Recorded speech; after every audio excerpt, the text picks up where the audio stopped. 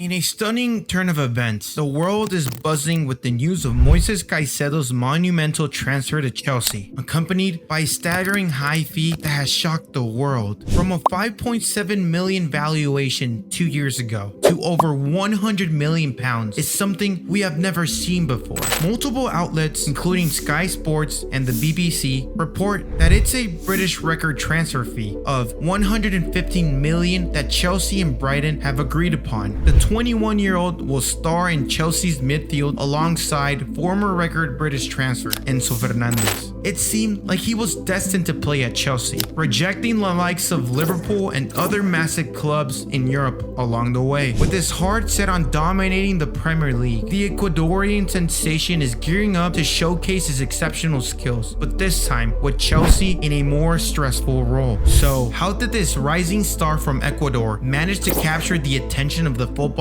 giants, and what does his arrival signify for the future of Chelsea's midfield? Today, I would try to give my own personal opinion on the matter and see if this is a player that Chelsea has been yearning for after the departure of legend N'Golo Kanté. Let's get right into it.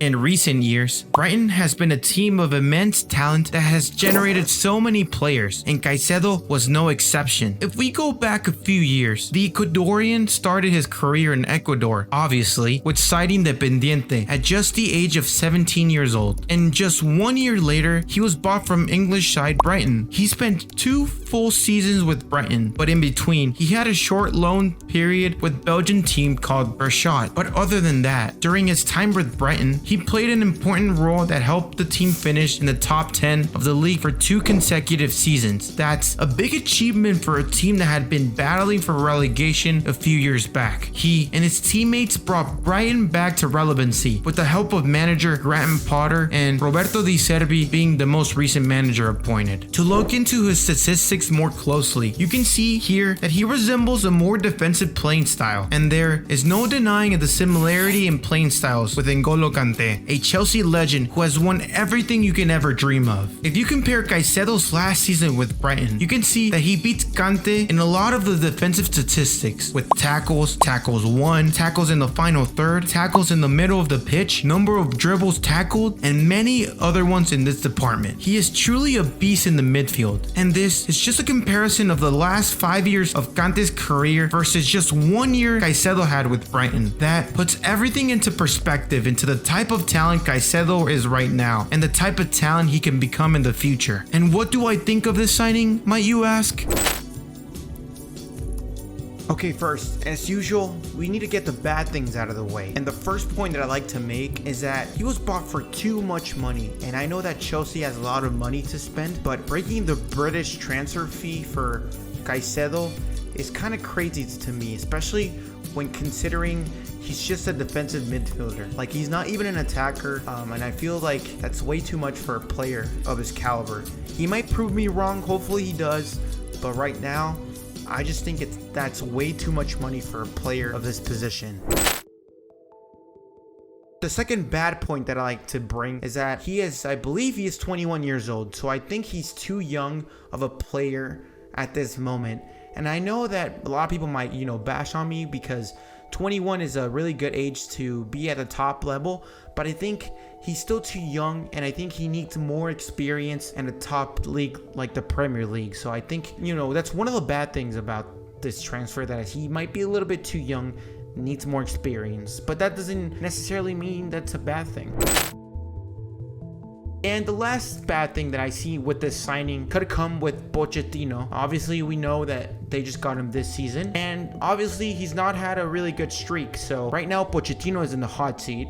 Doesn't necessarily mean that he'll get fired, but I believe that Chelsea will give him a whole season and see if this whole situation with Pochettino could work out. But having that pressure that your manager might be sacked, it's not really a good thing for Chelsea or for Caicedo or for any of the players. And for those 3 reasons, I don't really think it's a good signing for Chelsea and for the player. So I hope they all prove me wrong. Hopefully he does really good at Chelsea. So we'll see. Okay, so for the good things about this signing is something I kind of touched on before in the bad section. So he'll be really young, obviously 21 years of age. He'll be able to run as much as Kante did because he's really young. Hopefully he has all the stamina enough to tackle so many players. That's my belief, that he'll be able to kind of outlast so many other players because of his age. A really good point, I think.